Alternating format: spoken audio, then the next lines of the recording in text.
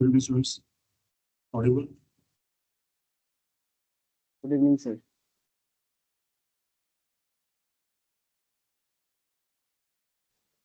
Good evening, sir.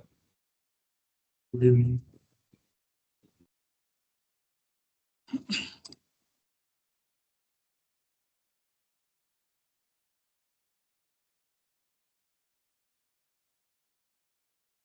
आज join करनी नहीं है या मतलब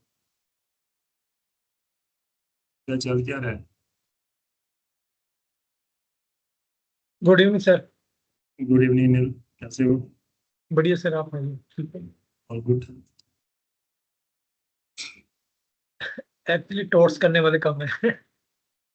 ये तो एडवांटेज है, मतलब एक्स्ट्रा नॉलेज है और क्या है, बिल्कुल इससे तो कोई फर्क नहीं पड़ता। जी जी कॉन्ट्रैक्ट के अकॉर्डिंग अगर देखा जाए तो डैमेजेस वहां पर है, लेकिन बिना बिना कॉन्ट्रैक्ट के तो डैमेजेस हम लोग क्लेम कर ही सकते हैं। तो ऐसा तो कोई है नहीं रूल कि हम लोग स्पेसिफिक लॉ होगा तभी हम लोग फाइल करेंगे। तो जी ये जी तो मतलब हमारा एक ऐसा लॉ है जिसमें हम लोग ऑलमोस्ट अनलिमिटेड डैमेजेस को क्लेम कर सकते हैं विदाउट हैविंग एनी कॉन्ट्रैक्ट। जी तो at least for the sake of knowledge at least बच्चों को यहाँ पे होना चाहिएगा। बिल्कुल सर। बेसिकली क्या है सिस्टम है, आज ज्वाइन नहीं होगी ना, टेक्निकल प्रॉब्लम भी हो सकती है। गॉड लो फिलहाल, चलो कोई बात नहीं, नेक्स्ट भी आज देखते हैं, कोई बात नहीं तो आज जी देख लेते हैं और 2 मिनट वेट कर लेते हैं, फिर हम लोग स्टार्ट करते हैं, फिर अपने आप देखते रहेंगे ऑफलाइन, जी जी जी और तो ये होता नहीं है। ठीक है ये सर। जो बेसिकली है ना, जो हमने फैसिलिटी दे रही है ऑफलाइन की, ये थोड़ी सी गलत है फैसिलिटी। मतलब बच्चे ऑनलाइन नहीं आते, नेक्स्ट पार्ट में हम लोग ये रखेंगे नहीं, जी फिर बच्चे ऑनलाइन भी आएंगे, आराम से पढ़ेंगे भी, जी एक्टिंग भी जी होगी। फिर क्या हमें पता है अब सर ने पढ़ा दिया, कोई बात नहीं ऑफलाइन देख लेंगे, हमें टाइम नहीं है तो कोई ऑफलाइन देख लेंगे। चलो एनी आपने कॉन्टैक्ट ऐड भी कंप्लीट कर लिया है ना, ऑलमोस्ट सारे सब्जेक्ट्स ऑलमोस्ट हो चुके हैं आपके। जी जी सिर्फ आपका कॉन्स्टिट्यूशन रहता है, जी और नेक्स्ट मंथ जो आपका लास्ट मंथ है will do the case law उसके regarding and how to write the judgment, वो हमारा नेक्स्ट मंथ का पार्ट होगा। उसके अलावा जो नेक्स्ट जो स्टेप होगा हमारा आफ्टर जब ये आपकी कोचिंग कंप्लीट होगी, उसके बाद जो आपका स्टेप होगा वो है कि आपके जो वीकली जो होंगे आपके टेस्ट, वो आपके चलते रहेंगे। जी जी वो आप हमेशा ऑनलाइन मतलब अटैच रहोगे हमारे साथ, तो आपके जो वीकली टेस्ट होंगे, आपकी पॉइंट ऑफ व्यू आपकी जो होगी प्रिपरेशन, उसके हम लोग अकॉर्डिंगली हम लोग करते रहेंगे। तो बता दिया करेंगे मेरे कौन कौन से आपको सब्जेक्ट टॉपिक्स हमने कवर करने हैं, कौन कौन सा सब्जेक्ट कवर करना है, और उसके बाद आपको क्वेश्चन वगैरह हम लोग डाल देंगे। राइट, हर वीक में एक बार क्वेश्चन आपका टेस्ट जरूर होगा, ताकि आप भी एक्टिव रहो एटलीस्ट, है ना, तो वो ज़रूरी है हमारे लिए भी। ठीक है जी, तो लास्ट होगी आपके मंथ की लास्ट, जो उसके बाद कोई आपको पेमेंट नहीं करनी, बिल्कुल भी आपकी पेमेंट नहीं होनी, हम लोग लेंगे नहीं आपसे। तो जो टेस्ट सीरीज जो भी होगी वो आपकी फ्री ऑफ कॉस्ट होंगी टिल जब तक है हम लोग, तो आपको डालते रहेंगे टेस्ट ताकि आप एक्टिव रहो ना, ठीक वो है सर। ज़रूरी है आपके लिए। अभी तो वैसे बिल्कुल ही लास्ट मंथ है हमारा, लास्ट जो है वो मंथ हमारा लास्ट मंथ है, उसके बाद जो भी है आप हमेशा अटैच रहोगे हमारे साथ, और जो आपका टेस्ट वगैरह होंगे वो कॉन्टिन्यूसली चलते रहेंगे। ठीक है, ये और सर नेक्स्ट मंथ हाँ जी से भी राम, आगे चलेंगे सर? ये हाँ जी राम, नेक्स्ट मंथ से आगे भी चलेंगे सर ये टेस्ट? मतलब देखो नेक्स्ट मंथ तो हमारा ये पूरा इसी में चले जाएगा ना, इससे मतलब इससे आगे भी चलेंगे मतलब टेस्ट? उसके बाद लाइक नवंबर से स्टार्ट हो जाएंगे आपके, ओके ओके, ठीक नवंबर है से सर। टेस्ट सीरीज आपकी शुरू हो जाएगी। ठीक है तो सर। इसलिए वो कंटिन्यूसली चलती रहेगी आपकी, मतलब 1 मंथ में आप ये लगा लो कि 4 बार आपके टेस्ट होंगे। एक पॉइंट हाँ ऑफ जी व्यू आपकी प्रिपरेशन चलती रहेगी, आपको बता दिया करेंगे कि ये सब्जेक्ट के रिगार्डिंग जो है वो कुछ जो हम लोग टेस्ट लेने जा रहे हैं उसके रिगार्डिंग पे एज इट हम लोग उसके अकॉर्डिंग वर्कआउट करते रहेंगे। ठीक है, उसके आपको टाइम दिया जाएगा प्रिपरेशन के लिए, देन वी विल, मतलब सब्जेक्ट वाइज ही होगा, इजी होगा आपके लिए सब्जेक्ट वाइज करना। हाँ जी सर। तो प्रेपरेशन भी अच्छी हो जाती है, इसलिए एडवाइस ईजी हो जाएगा आपके लिए, ठीक है। और कोई अगर मुझे नई जजमेंट आती है उसको आपके ग्रुप में हमेशा अपडेट किया जाएगा आपको रिगार्डिंग, और वो चलता रहेगा आपका, ठीक है जी। तो चलो नहीं हो, अभी जितने आने थे स्टूडेंट्स उतने आ चुके हैं, बाकी ऑफलाइन अपने आप देखते रहेंगे। नाउ कॉन्टैक्ट और टॉट के रिगार्डिंग जो एनीवन जो जिसको लगता है कोई आपको नॉलेज है उसके regarding, can anyone share your views regarding the contract and the law of taught?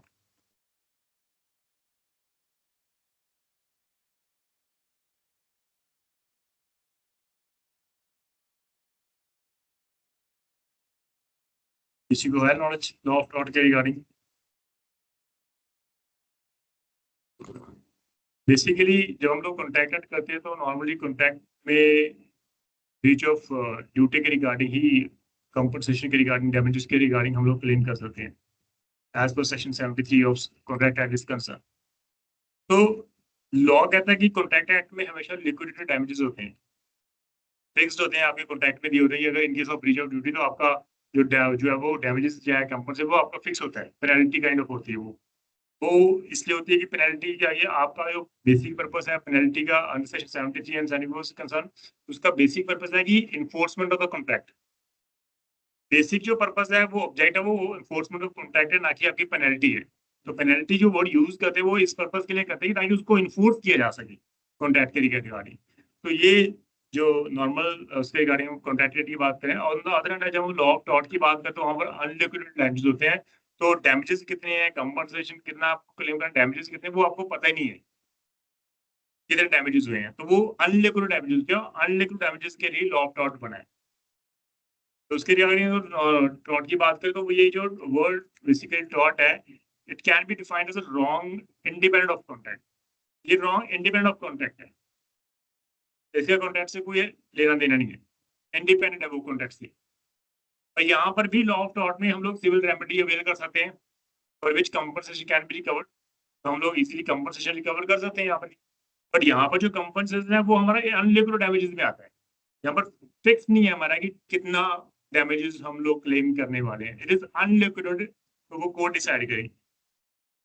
जो टॉट वर्ड है दैट मींस ट्विस्टेड, जो लैटिन टर्म टॉट जो है वो टॉटम से है, और as per the Salmond is concern, Salmond ने डिफाइन किया टॉट को। इन्होंने सैलमन सेड कि जो टॉट है basically it's a kind of civil wrong, एक क्रिमिनल नहीं है, ये सिविल रॉन्ग है, for which remedy is a common law action for unliquidated damages. तो यहाँ पे ये सिविल रॉन्ग है पहली बात, उन्होंने कहा है ये सिविल रॉन्ग है।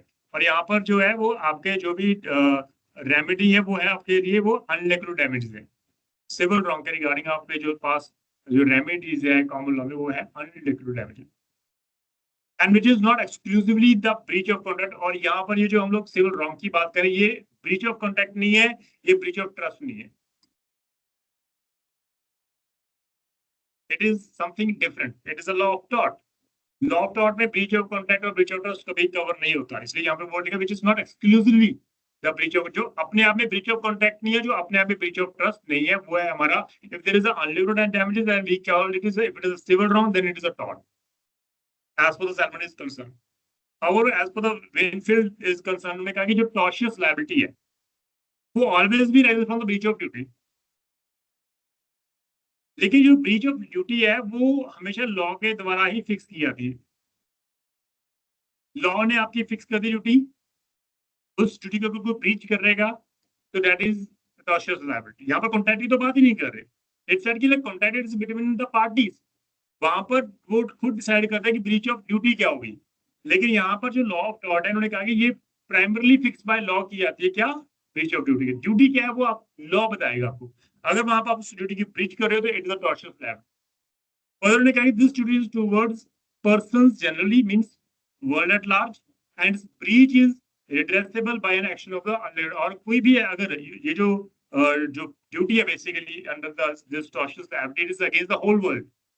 And if any person, if he contravenes, if you violate that like duty, तो उसके रिगार्डिंग जो आपके पास जो डैमेजेस हैं जो आप जो क्लेम करते हैं सर रिड्रेसल, वो है आपके अनलिक्विडेटेड डैमेजेस। तो हम आप अनलिक्विडेटेड डैमेजेस क्लेम कर सकते हो, तो वो फाइनली डिपेंड करता है कोर्ट के regarding discretionary power of the court कि वो कितने आपको डैमेजेस के लिए वो अलाउ करती है क्लेम करो। तो ये बेसिकली डेफिनेशन जो as per Salmond as Winfield is concern, तो both the definitions are important. तो हम बात करें कुछ एलिमेंट्स की बात करें, थॉट के कुछ एलिमेंट्स होते हैं, लाइक सबसे पहले तो रॉन्गफुल एक्ट हो गया, क्योंकि ड्यूटी है तो ऑब्वियसली रॉन्गफुल एक्ट हो, आप किसी ड्यूटी की वायलेशन करते हो, ब्रीच करते हो, तो वो रॉन्गफुल एक्ट है। तो when a person is under some legal duty, आपकी पहली बात तो लीगल ड्यूटी, जैसे हमने कहा कि as per the welfare is concern, somehow जो आपकी जो ड्यूटी है वो प्राइमरली फिक्स की जाती है लॉ के द्वारा।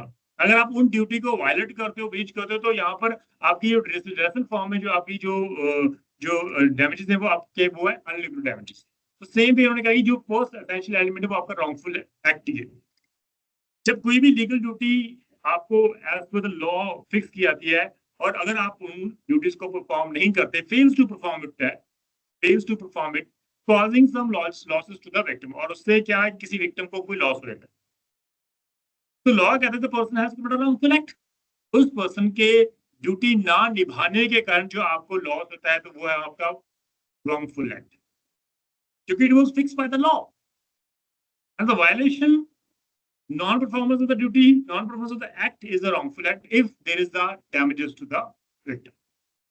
So a wrongful act always invades the following private right of the victim: good reputation, bodily safety, legal rights। उसके अकॉर्डिंग आपको डिपेंड करता है, तो उसके अकॉर्डिंग जो आपके डैमेजेस, एक रिच पर्सन है उसकी जो डैमेजेस वो एज पर आपके स्टेटस के अकॉर्डिंग वो कॉल करेगा, जो एक पुअर पर्सन है वो अपने स्टैंडर्ड के अकॉर्डिंग क्लेम करेगा। तो it is always be depend upon the good reputation, like bodily safety and the legal rights of the individual, and then is a legal damages.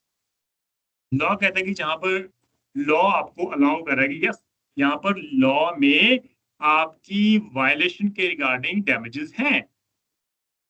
If there is no damages in the law, then no one can claim the benefit. तो legal damages आपके वहां पर होने जाए उस wrongful act के कारण, law आपको डैमेजेस के लिए एक ड्रेसल फॉर्म में आपको बेनिफिट दे रहे हैं कि आप क्लेम कर सकते हो डैमेजेस। तो लीगल डैमेजेस की वर्ड यूज कर रहे हैं। तो always there is a difference between the legal damages and the actual damage. Actual damages से आपका जितना मर्जी हो, लेकिन लीगल डैमेजेस वो डिपेंड करता है आपका। इसलिए इन दो वर्ड के अकॉर्डिंग हम लोग दो मैगजीन को पढ़ेंगे, इंजुरियस साइन डैमनो, जो एक्शनेबल है, but damno sine is not actionable. Law कहता है इंजरी होनी चाहिए क्योंकि रॉन्गफुल एक्ट है, रॉन्गफुल एक्ट है, तो ऑब्वियसली वहां पर रॉन्गफुल एक्ट के कारण आपको कोई ना कोई ब्रीच के कारण आपको कोई ना कोई इंजरी हुई है, as per the injurious sine damno of the maxim is concern. तो injury should be there, damages हुए हैं उससे कोई फर्क नहीं पड़ता, इंजरी है आपको, लॉ कहता है यस ये लीगल डैमेजेस है। Other hand the second magazine says the damnum sine injuria, damages हैं, लेकिन लॉ कहता है ये इंजरीज को कंसीडर नहीं करते, ये लीगल इंजरीज हमारे, हम लोग इसको इंजरी नहीं मानते। तो लॉ कहता है अगर वो एज पर लॉ वो इंजरी नहीं है, तो डैमेजेस चाहे आपको जितने मर्जी हो, आप क्लेम ही नहीं कर सकते लॉ में। तो इंजरियस साइन और damage means an infringement of a legal right. अगर आपका कोई लीगल राइट इन्फ्रिंज हुआ, you cannot be allowed to file a civil suit against under the law of tort. So infringement of legal right is the main ingredient of this maxim. On the other hand अगर बात करें, चाहे देखो legal आपका right infringe होना ये mandatory है, चाहे आपको डैमेजेस ना भी हो। यहाँ पे बोलेगा there is no actual damage, कोई फर्क नहीं पड़ता, उसे कोई फर्क नहीं पड़ता, डैमेजेस ना भी हो, आपकी इंजरी हुई है तो definitely you are allowed. Like somehow हम लोग बाद में डिस्कस भी करेंगे। अगर सपोज यहाँ पे सिंपल सा हम लोग एक मान के चलते हैं, हमारे यहाँ पर इलेक्शन के टाइम पे सपोज अनिल को किसी पर्टिकुलर पार्टी को वोट देनी थी,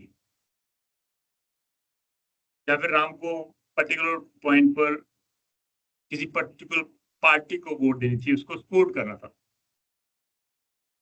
अब जब राम वोट देने गया या फिर अनिल वोट देने गया, तो वहां पर उनको रोक दिया गया, उनको एंट्री नहीं करने दिया उस कॉलेज स्कूल में जहां पर इलेक्शन हो रहे थे, जहां पर इनको वोट के लिए जाना था।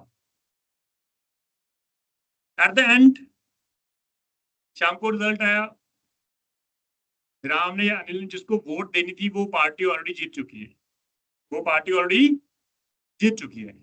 तो क्या यहाँ पर राम और अनिल को कोई लॉस हुआ? This is the question.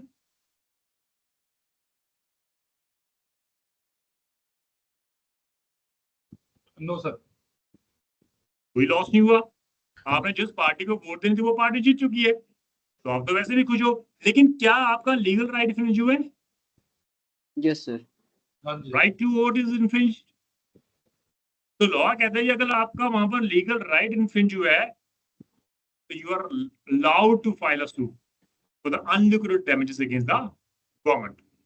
On the other hand, the damage fine area means कि damages without injury, आपका कोई भी कोई भी लीगल राइट डिफेंस नहीं हुआ, आपको डैमेजेस हो चुके हैं। लॉ कहता है अगर आपको लीगल राइट डिफेंस नहीं हुआ तो कोई इशू नहीं है। हम आपको कैसे वो कर देंगे, हम आपको लाइक सपोज यहाँ पर हम लोग वापस आते हैं। राम और अनिल के लाइक सपोज राम का एक ऑफिस है, इमिग्रेशन का ऑफिस है। नॉर्मली इमिग्रेशन का काम आपको पता ही क्या होता है, स्टूडेंट्स को बाहर भेजना आइल्स के बेसिस पे। तो राम का अच्छा बिजनेस चलता है, use to earn normally 5 lakh rupees per month. Ram की अच्छी अर्निंग है। देन अनिल ने वहां पर आकर एक इमिग्रेशन का सेंटर, एक इसके बिल्कुल साइड बाय साइड एक खोल दिया, अपना न्यू इमिग्रेशन सेंटर खोल दिया अनिल ने। और वहां पर अनिल ने काफी एड्स की, डिस्काउंट दिए, और राम के जितने भी क्लाइंट्स थे वो अपनी तरफ ले लिए, जिसके कारण जो राम की जो अर्निंग प्रीवियस अर्निंग थी 5 लाख पर मंथ, अब वो आकर नीचे गिर गई 40,000 पर मंथ। और अनिल की स्टार्टिंग से जो इन्फ्लुएंस जो है वो अराउंड 5 लाख 6 लाख से वो स्टार्ट हो गई। तो जितने भी कस्टमर्स थे, क्लाइंट्स थे जो राम के, वो सारे के सारे अनिल के पास चले गए। अब द क्वेश्चन इज कि क्या यहाँ पर राम को डैमेजेस हुए हैं? Yes sir. क्या राम का कोई लीगल राइट इन्फ्रिंज हुआ है? No sir. क्यों? क्योंकि अनिल का भी राइट है, राइट टू बिजनेस का। बिजनेस का सर। इसलिए राम को कोई भी आपका कोई लीगल राइट इन्फ्रिंज नहीं हुआ, तो Ram can not file a suit. So this is the maxim, the damnum sign of Zuriya. So in a case, Ashby versus White, the plaintiff was prevented from exercising his right to vote the same way as I said earlier. So it was held that the plaintiff was entitled to damages. यहाँ पर तो वो damages के लिए बोला है ready है, क्योंकि यहाँ पर तो बिल्कुल केस ही वो जो है इंटरेस्ट साइन डैमेज के रिगार्डिंग है। ऑन द अदर एंड जब हम बात करें ग्लॉस्टर ग्रामर स्कूल के रिगार्डिंग, तो द राइवल स्कूल, जैसे हमने कहा कि इमिग्रेशन का सेंटर खोले, तो यहाँ पर भी एक राइवल स्कूल खोल दिया गया, वो setup near the plaintiff schools, जिसके कारण प्लेंटिफ को काफी लॉस हुआ। लॉ कहता है यहाँ पर तो बिल्कुल उनका राइट है, ओपन स्कूल करना, इट इज देयर राइट। और उससे अगर यहाँ पर किसी को नुकसान होता है तो उससे कोई फर्क नहीं पड़ता, क्योंकि यहाँ पर जो है लीगल राइट फ्रेंच नहीं होती। तो ये दोनों केसेस हैं साइन इंजूरियर डैमेज के रिगार्डिंग, डैमेज साइन इंजूरियर के रिगार्डिंग। यहाँ पर तो यहाँ पर क्योंकि अभी हम जस्ट एसेंशियल एलिमेंट्स करें, तो हम इसको डीपली स्टडी नहीं कर रहे। Then we have another essential element at the legal remedy. Legal remedy should be there, और अगर वहां पर ब्रीच हो रही है तब वो अनलीगल डैमेज के लिए क्लेम कर सकता है। तो डैमेजेस इन टू टॉट शुड बी एक्शनेबल कहां पर? If there is a legal remedy, जहां पर वायलेशन, तो there can not be a टॉट if there is no legal remedy. जहां पर लीगल रेमेडी नहीं है तो वहां पर डैमेजेस नहीं है। हमने कहा कि हर रॉन्गफुल एक्ट के रिगार्डिंग आप सूट फाइल नहीं कर सकते, this is the open word. Her wrongful act के रिगार्डिंग आप सूट फाइल नहीं कर सकते। लॉ कहता है कि जब हमारे लॉ में किसी रॉन्गफुल एक्ट के रिगार्डिंग रेमेडीज हैं तब आप सूट फाइल कर सकते हो, अदरवाइज आप सूट फाइल नहीं कर सकते। इसलिए यहाँ पर सबसे जो मेजर हमारा इशू है वो लॉ ऑफ टॉर्ट, और जहाँ पर लॉ ऑफ टॉर्ट्स के रिगार्डिंग आता है। क्या जो हमारा ये लॉ है, क्या वो सिर्फ लॉ ऑफ टॉर्ट है या लॉ ऑफ टॉर्ट्स है? तो इसके रिगार्डिंग जो है वो दो डेफिनेशंस आती हैं, जिसमें विनफील्ड और सेलमेंट के रिगार्डिंग है। इसको हम वालेंटिज्म थ्योरी डिस्कस करेंगे, we will discuss later on उसके रिगार्डिंग। विनफील्ड कहते हैं कि tort law is a growing subject and many new torts add up. जैसे जैसे ग्रेजुअली हम लोग ग्रोथ करते आ रहे हैं, सोसाइटी हमारी ग्रोथ करती आ रही है, वैसे वैसे नए लॉ ऑफ टॉर्ट्स को हम लोग ऐड कर रहे हैं। पहले न्यूसेंस नहीं था, हमने न्यूसेंस ऐड कर दिया, डेफिनेशन वाज देयर, ठीक है। न्यूसेंस तो नहीं था, हमने न्यूसेंस का नया चैप्टर ऐड कर दिया। ऐसे कई नए चैप्टर हमने ऐड कर दिए रेपुटेशन के रिगार्डिंग। तो जैसे जैसे हम लोग ग्रेजुअली हम लोग ग्रोन अप करते जा रहे हैं, हमारी सोसाइटी ग्रुप लाइक उसकी डेवलप्ड होती आ रही है, वैसे वैसे हम लोग एज पर द रिक्वायरमेंट हम लोग नए कंसेप्ट को इंट्रोड्यूस करते जा रहे हैं। तो इट मीन सिंपल है कि नो डाउट कि नए कंसेप्ट ऐड कर रहे हैं, बट लॉ कहते हैं जो एडअप हो गए हैं, अगर उनकी इंफ्रिंज है, अगर उनकी इंफ्रिंजमेंट है तो definitely you are allowed to file a suit. लेकिन जो भी एडअप ही नहीं हुए, यू कैन नॉट फाइल, क्योंकि हम लोग we can not treat it is like वो रॉन्गफुल एक्ट तो नहीं है, वहां पर आपको कोई लीगल राइट नहीं, इन्फ्रिंज तो हुआ ही नहीं है, क्योंकि वो अभी जो है वो लॉ ही नहीं है। तो अगर वहां पर रेमेडी अगर है तो वो रॉन्गफुल एक्ट के रिगार्डिंग है। अगर उसको रॉन्गफुल एक्ट हम लोग ट्रीट ही नहीं करते तो ऑब्वियसली फिर आपका राइट ही नहीं है। तो लॉ कहता है कि अगर लीगल राइट आपका जो वायलेट है तभी डैमेजेस आप क्लेम कर सकते हो, अगर नहीं है तो आप क्लेम नहीं कर सकते। On the other hand law कहता है settlement how was the use that the law, it's the law of torts, not a law of tort, it is open. ये हम लोग डिस्कस करेंगे जब हम लोग ब्रीफली में करेंगे। तो पिजन होल थ्योरी जो सेटलमेंट की है वो उसको उसको काफी हम लोग डिस्कस करेंगे, इंपॉर्टेंट है सबसे ज्यादा। उस point of view, her point of view काफी इंपॉर्टेंट है, तो वो भी डिस्कस। अभी तो यहाँ पर हम लोग बात सिंपल कर रहे थे कि एसेंशियल एलिमेंट ऑफ टॉर्ट क्या है। देन कुछ जनरल एलिमेंट्स भी है हमारे टॉर्ट के, लाइक सबसे पहले हम लोग एक्ट और ओमिशन की बात करें। तभी जब हम बात करें रॉन्गफुल एक्ट, तो रॉन्गफुल एक्ट मींस एक्ट और ओमिशन दोनों की बात करें। तो there should be a wrongful act in order to constitute a tort. Wrongful act होना चाहिए और वहां पर लीगल रेमेडी की वायलेशन होनी चाहिए। It can be an act or omission or that of commission. They should be a not beyond the human control. ऐसा नहीं कि like वो act of God हो, no.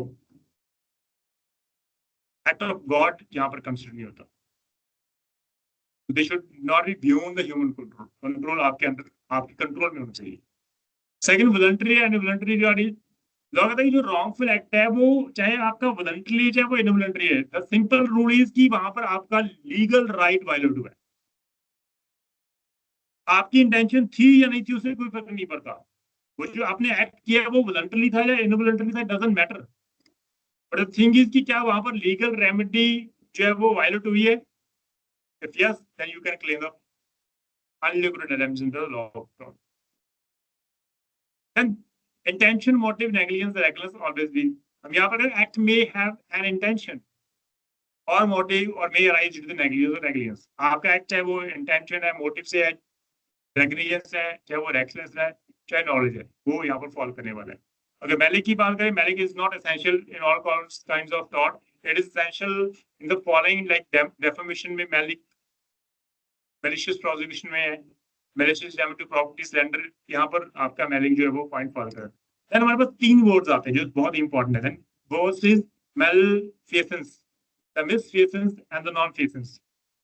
जब तीनों वर्ड की जो है सेपरेट इंटरप्रिटेशन, लाइक हम बात करें तो malfeasance की बात करें, it means commission of an unlawful act. जो अनलॉफुल है आप उस एक्ट को कर रहे हो, it is a malfeasance। Then misfeasance, it means performing a lawful act. आप लॉफुल एक्ट कर रहे हो लेकिन रॉन्गफुल मैनर से कर रहे हो, इलीगल मींस से कर रहे हो, तो इट्स अ misfeasance। अब non-feasance की बात करें, it means failure to perform an act. आपने परफॉर्म ही नहीं किया, but there was a legal obligation to perform it, आपकी ड्यूटी थी but you fail to perform that act, it is a non-feasance। ये तीन वर्ड्स हमारे। Then we have a fault। fault always means which violates the right of the person gives rise to tort। fault means आपकी fault के कारण legal right जो है वो किसी का ब्रीच हुआ है। तो ये कुछ जनरल वर्ड्स थे जो टॉर्ट में माने जाते हैं कि वो इंपॉर्टेंट है। देन टॉर्ट और कॉन्ट्रैक्ट की बात करें, देखो डैमेजेस हम लोग दोनों में बात करें, कॉन्ट्रैक्ट में भी डैमेजेस मिलते हैं और टॉर्ट में भी डैमेजेस मिलते हैं, लेकिन जो कॉन्ट्रैक्ट है वो इन बिटवीन द पार्टीज है। On the other hand, the tort है, it is against the whole world, it is right in crime, it is not right in personal। right in crime is against the whole world, no one can defame you। कोई भी person आपको defame नहीं करता, ये आपका right in crime है। आपके घर को कोई भी, आपके घर में रात को या दिन में कोई भी एंटर नहीं कर सकता without your permission, it is a right against the whole world. But जहां पर कॉन्टैक्ट की बात करें, it is in between A and B, तो it is personal in nature. तो यहाँ पर इसमें कुछ डिफरेंसेस है हमारे टॉट और कॉन्ट्रैक्ट के रिगार्डिंग, जहां पे हम लोग बांटते हैं। The first one is free consent is always be required under the contract, where is the concept जो है हम लोग फ्री कंसेंट है, ये हम लोग टॉट में उसको एक्सेप्ट नहीं करते। टॉट विदाउट कंसेंट भी हो सकता है, बट कॉन्ट्रैक्ट फ्री कंसेंट वहां पर हमें चाहिए। प्रिविटी ऑफ कॉन्ट्रैक्ट का जो वर्ड है, it is always be defined under the contract. But taught में अगर बात करें तो ऐसा कोई जो डॉक्ट्रिन प्रिविटी इन टॉट जो है वो यहाँ पर कोई भी वर्ड नहीं है। Privity in contract is there, but यहाँ पर नहीं है। Means between the parties, no stranger can be allowed to file a suit. Although there are certain exception, वो वाली बात है, वो सिर्फ वहां पर है। यहाँ पर तो रोल ही नहीं है, यहाँ पर तो अगेंस्ट द होल वर्ल्ड है। तो यहाँ पर तो प्रिविटी इन टॉट, तो जो डॉक्ट्रिन ऑफ प्रिविटी है यहाँ पर हम लोग उसे यूज ही नहीं कर सकते। अगर बात करें तो यस, द वायलेशन वो है, वो राइट एंड रेम है, whereas it is performed in contract, क्योंकि वो ब्रीच ऑफ कॉन्ट्रैक्ट है, it is between the parties of contract, इसलिए वो इन पर्सनल नेचर है। whereas in the tort, law of tort, it is a violation, तो वहां पर राइट एंड रेम है, the right against the whole world।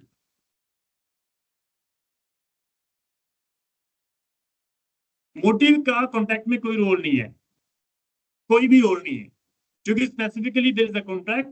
In case of breach of the contract, liability वहां पर आपकी फिक्स की जाती है। तो डैमेजेस मतलब मोटिव का तो कोई वहां पे रोल नहीं है। तो यहाँ पर मोटिव का बहुत इंपॉर्टेंट रोल है हमारे टॉट में, क्योंकि यहाँ तो हम लोग अनलिक्विड डैमेजेस क्लेम कर रहे हैं, तो मोटिव का इंपॉर्टेंट रोल यहाँ पे हम लोग कंसिडर करते हैं। लास्टली अगर हम बात करें तो जो डैमेजेस की बात करें, डैमेजेस इन टॉट के रिगार्डिंग बात है, तो इज नॉट स्ट्रिक्टली लिमिटेड, क्योंकि तो अनलिमिटेड है। आप क्लेम कर सकते हो, आप क्लेम कर लो। भोपाल गैस ट्रेजेडी में 750 मिलियन की अगर बात करें करोड़ की, तो वहां पर क्लेम किया गया था। हमें तो पता ही नहीं था कितना डैमेज हुआ है, बट वी क्लेम ना। It is not strictly limited damages, यहाँ पर बिल्कुल limited, it is unliquidated damages.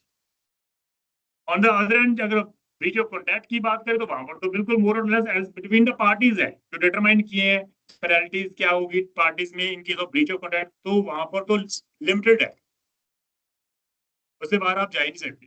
Court उससे ज्यादा आपको क्लेम दे ही नहीं सकता, कंपनसेशन दे ही नहीं सकता। जो आपने मेंशन कर दिया, तो it is always be as per the rules and regulation जो आपने फ्रेम किए हैं कॉन्ट्रैक्ट में, the law contract of deed के रिगार्डिंग, या अदरवाइज अगर आपने ओरल कॉन्ट्रैक्ट किया तो वहां पर जो क्या rules and regulation regarding damages आपने जो सेट किए वो उसके अकॉर्डिंग होगा।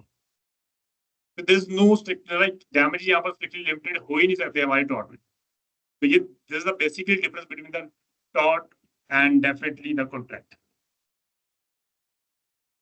देन यू टॉट एंड क्राइम। क्राइम की अगर बात करें तो यहाँ पर तो वहां पर हमेशा पनिशमेंट मिलेगी आपको, इम्प्रेजमेंट मिलेगी। Whereas अगर टॉट की बात करें तो यस डेफिनेटली टॉट में आपको डैमेजेस मिलेंगे, वो भी unliquidated damages.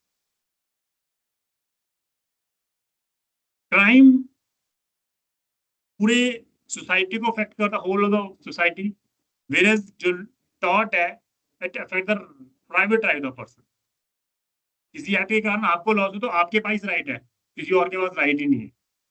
Whereas a crime it affects the whole society। Taught में कंपनसेशन सिर्फ रॉन्ग डूअर जो है उससे क्लेम किए जा सकते हैं।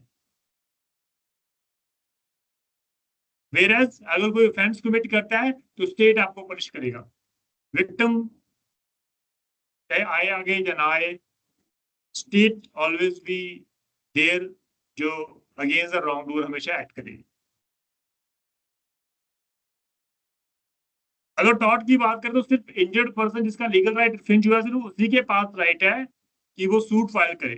Whereas इन क्राइम प्रोसीडिंग जो है कोई भी पर्सन या कोई भी जो है उसके स्टेट जो है वो उसको कंडक्ट करेगी। तो ये टॉट एंड क्राइम के रिगार्डिंग डिफरेंस। देन कुछ कैरेक्टरिस्टिक है हमारे टॉट में। एक सबसे पहले हम लोग बात करें सिविल रॉन्ग की बात, तो सिविल रॉन्ग, हम लोग क्राइम की तो बात ही नहीं करते। तो टॉट जो है वो हमेशा सिविल रॉन्ग है as oppose to criminal offences. ये सिर्फ और सिर्फ सिविल रॉन्ग के रिगार्डिंग डील कर रहे हैं। अगर यहाँ के आपकी कोई लीगल ड्यूटी थी, वहां पर ब्रीच हो गई, कोई वायलेशन हो गई, तो आपके लिए जो है वो लीगल रेमेडी प्रोवाइड की गई है वहां पर अनलिक्विडेड डैमेजेस के। इंजरी होनी जरूरी है, डैमेजेस आपको हो या ना उससे कोई फर्क नहीं पड़ता। अगर वहां पर इंजरी नहीं है, आपका कोई लीगल राइट अफेक्ट नहीं हुआ, कोई इन्फ्रिंज नहीं हुआ, तो you can not claim the damages. Like in Gloucester grammar school, rival school आ गया, राइवल स्कूल के डजंट मीन कि आप कोई ओपन नहीं करता, everyone has a right to open the school, start the new school, institution आपके सामने खोल सकते। तो breach of duty should be there. Tort हमेशा कहता है कि यहाँ पर ब्रीच ऑफ ड्यूटी होनी चाहिए। लॉ के द्वारा ड्यूटी फेस की गई है और लीगल ऑब्लिगेशन है कि कोई भी पर्सन उसको इन्फ्रिंज नहीं करेगा। And if the person committing the tort fails to fulfil that legal obligation towards another person, तो वहां पर आपके लिए रीजनेबल जो है वो आपके लिए क्लियर आएगी, वहां पर ब्रीच ऑफ ड्यूटी हुई है and you have right to claim the damages, unliquidated damages from the concern person, not from the state. Harm and injury की अगर बात करें तो should be there, all the damages से कोई फर्क नहीं पड़ता आपको कितना डैमेजेस हुआ है, तो हार्म और इंजरी होनी चाहिए, आपका लीगल राइट फ्रिंज होना चाहिए तो उसके regarding. Then cautious. The tort always requires that there must be a casual link between the wrongful act or omission and the harm suffered. किसी एक पर्सन के wrongful act के कारण जिस पर्सन को हार्म हुआ है, सिर्फ उसी के पर्सन के पास राइट है कि वो आपसे डैमेजेस क्लेम कर सकते। अगर डैमेजेस किसी और को है, लीगल राइट किसी का और इन्फ्रिंज हुआ है, तो ऑब्वियसली एक ही पर्सन सूट फाइल करेगा, वो भी जिसका लीगल राइट इन्फ्रिंज हुआ है। क्योंकि हम लोग ऑलवेज भी यहाँ पर हम लोग पढ़ते हैं कि लीगल राइट इन्फ्रिंज होना चाहिए, चाहे आपको डैमेजेस हुए हैं या नहीं, उससे कोई फर्क नहीं पड़ता। तो जो ब्रीच ऑफ ड्यूटी है, it must be at the direct cause of harm और injury suffered by the victim. उस ड्यूटी के कारण आपको हार्म या इंजरी हुई है, आपका लीगल राइट इन्फ्रिंज हुआ है, जहाँ पर आपको राइट दिया गया कि आप कर सकते हो। Legal remedies should be there. अगर लीगल रेमेडी नहीं है तो कभी भी आप सूट फाइल नहीं कर सकते। Torts always provide for basis for seeking legal remedy. तो इंजर पार्टी के पास राइट्स हैं, सूट फाइल कर सकते हैं, कंपनसेशन कर अनलिक्विडेड damages. plaintiff has a right to file a suit, compensation claim कर सकता regarding the damages suffered, monetary compensation, injunction, declarative relief, कुछ भी ले सकते हैं। कंपनसेशन की बात करें तो कंपनसेशन भी हमारे पास इंपॉर्टेंट पॉइंट है। तो लॉ में अनलिक्विडेड डैमेजेस हम लोग क्लेम कर रहे हैं, तो वहां पर भी हम लोग इसलिए क्लेम करेंगे वहां पर लीगल राइट इन्फ्रिंज हुआ है,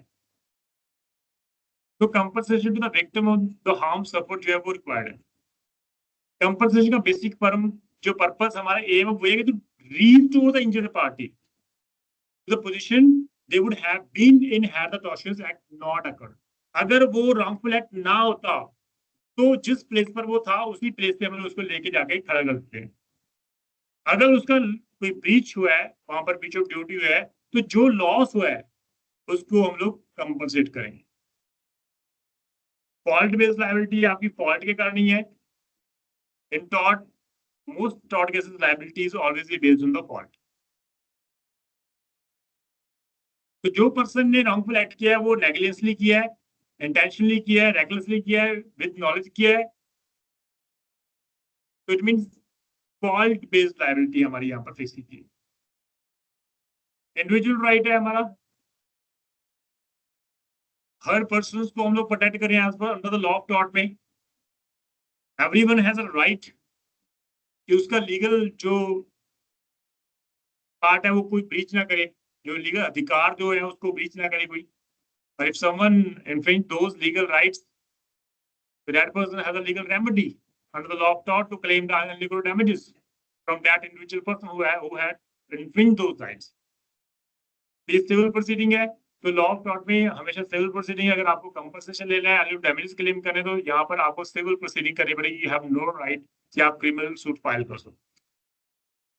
तो plaintiff has the right to file the case against the defendant who has committed a breach as per the law of tort. Preponderance of evidence जो है वो इंपॉर्टेंट पॉइंट है हमारा। लाइक हम लोग बात करें लाइक क्रिमिनल और सिविल लॉ में, तो and under the criminal law अगर बात करें तो बियॉन्ड द रीजनेबल डाउट हमेशा वर्ड यूज होता है. The last line is specifically it is mention beyond the reasonable doubt. Mean जहां पर हम लोग बात कर रहे हैं कि burden of proof is very heavy on the state to prove the case beyond the reasonable doubt that such an accused person has committed an offense. और वहां पर 1% का भी गुंजाइश नहीं, 1% भी डाउट नहीं होना चाहिए. तो बियॉन्ड रीजनेबल डाउट, वहां पर डाउट का कोई गुंजाइश ही नहीं है, कोई रोल नहीं है. अगर वहां पर 1% भी डाउट हो गई तो आपको बेनिफिट अक्यूज को देना पड़ेगा. बट यहाँ पर हम बात करें प्रिपॉन्डरेंस ऑफ एविडेंस. अगर किसी ने 51% अपना प्रूव कर दिया केस, डिफेंडेंट ने 49 और प्लेंटिफ ने 41 क्रॉस कर दिया, 51 के परसेंट प्रूव कर दिया, तो लॉ कहता है कि जिसने ज्यादा प्रूव कर दिया हम लोग उसको बेनिफिट देंगे. तो यहाँ पर प्रिपॉन्डरेंस ऑफ एविडेंस के अकॉर्डिंग हम बात करेंगे. Tort and crime as we have discuss कि वो टॉर्ट और क्राइम के रिगार्डिंग सेम है. यहाँ पर सिविल प्रोसीडिंग है तो वो already we have discuss. Contract और टॉर्ट के रिगार्डिंग भी हमने बात करी है. कॉजी कॉन्ट्रैक्ट क्या होता है? एनीवन? कॉजी कॉन्ट्रैक्ट क्या होता है? गीतिका?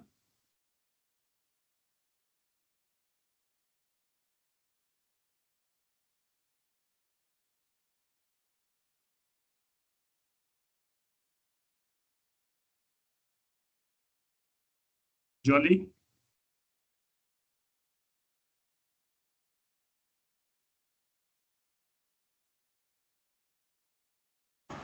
Anyone? Financial Ajit. contract, financial contract by court. Anyone? Sir ये कॉन्ट्रैक्ट जो है ये कई बार अपने आप ही बन जाते हैं सर. ये जैसे माइनर के बारे में है, जैसे सर माइनर का कॉन्ट्रैक्ट है तो उसमें हालांकि को ये मतलब कंप्लीट मतलब दोनों पार्टियां बैठ के नहीं करती इसको कॉन्ट्रैक्ट को, ये अपने आप ही बन जाते हैं. इस टाइप का एक कॉन्ट्रैक्ट है वैसा ही. अनिल?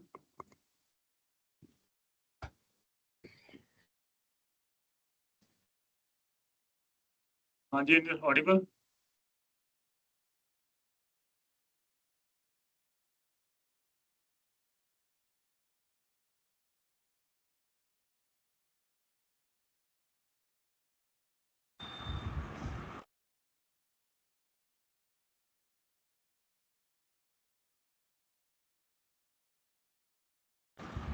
सर वो लीगल कॉन्ट्रैक्ट नहीं होता है, वो ट्रेडिशनल कॉन्ट्रैक्ट नहीं होता है, सिर्फ लीगल कॉन्ट्रैक्ट होता है सर.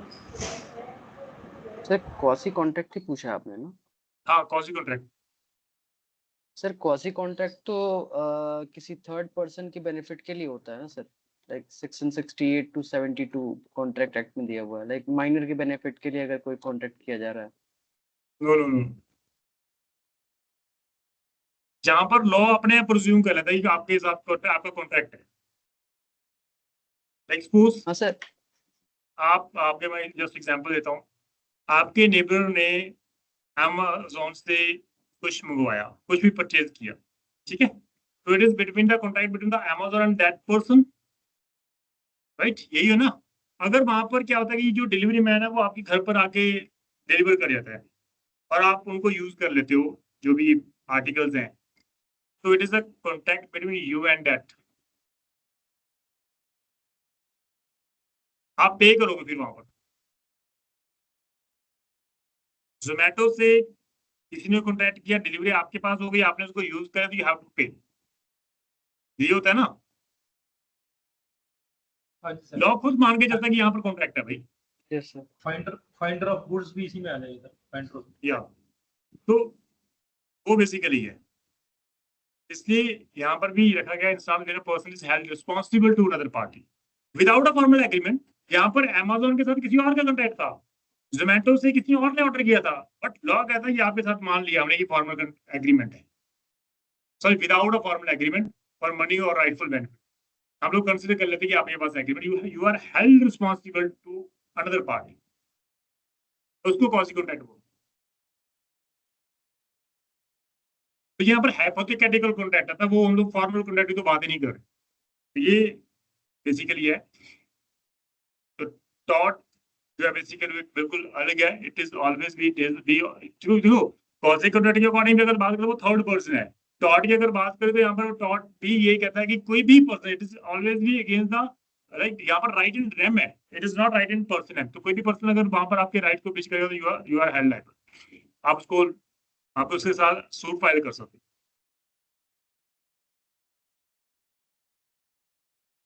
इसलिए कॉजी कॉन्ट्रैक्ट को भी अलग रखा गया है, बेटी और टॉट में को अलग रखा गया है. अब हम बात करें कुछ एलिमेंट्स को हम लोग डिस्कस करने वाले यहाँ पर, जहाँ पर पूरे कॉन्ट्रैक्ट लॉ ऑफ टॉट में सबसे इंपॉर्टेंट माने जाते हैं वो 4 एसेंशियल एलिमेंट्स है. 4 एसेंशियल एलिमेंट्स यहाँ पर हमने ऑलरेडी डिस्कस किया है पहले कि एग्जिस्टेंस ऑफ ड्यूटी होनी चाहिए. तो law of taught always impose an obligation on every individual to assess a reasonable level of care when engaging in activities that could potentially cause harm to others. तो proper care and cautious से आपको काम करना पड़ेगा. ये आपके पास duty आपको fix कर दी लॉ ने.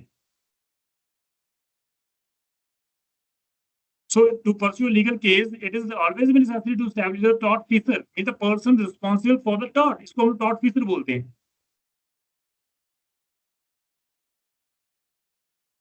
Tort feasor, the person responsible for the tort. उसकी ड्यूटी है to take a proper care, owed a duty of care to the injured party, and thus this duty was breached in case अगर वो breach हो गई. The duty of care is imposed by the law and does not require a direct relationship between the tort feasor and the injured party. आपकी duty थी, आपने नहीं निभाई और आपके कारण किसी का लॉस हो गया तो यू आर रिस्पॉन्सिबल. तो कोई डायरेक्ट रिलेशनशिप यहाँ पर नहीं फिक्स होता. कोई भी अगर एक्ट करेगा जिसके कारण किसी को भी अगर लॉस होता है तो वो इसमें फॉलो करेगा. Then wrongful commission, wrongful act that we have already discussed, तो जिसके रिगार्डिंग हमने like we have a case Glasgow corporation versus Taylor का केस है. यहाँ पर एक कॉर्पोरेशन था, एक corporation failed to erect proper fencing to keep children away from a poisonous tree. वो प्रॉपर एफर्ट नहीं कर पाए, प्रॉपर फेंसिंग नहीं कर पाए. हम लोग ये कहते हैं fail to erect a proper fencing to keep the children away from the poisonous tree. वहां पर पॉइजनस ट्री था, कॉर्पोरेशन ने प्रॉपर उनको फेंसिंग नहीं की, जिसके कारण जो रिजल्ट क्या हुआ कि चाइल्ड था a pluck and consume certain fruits, और जिसके कारण पॉइजन के कारण that person died, the child died. तो कहता है कि आपकी रिस्पॉन्सिबिलिटी थी टू प्रॉपर वहां पर फेंसिंग करने की. It was the duty of that corporation, और वो ड्यूटी प्रॉपर ना निभाने के कारण जिसको लॉस हुआ है वो टॉप में आकर कंपनसेशन क्लेम कर सकता.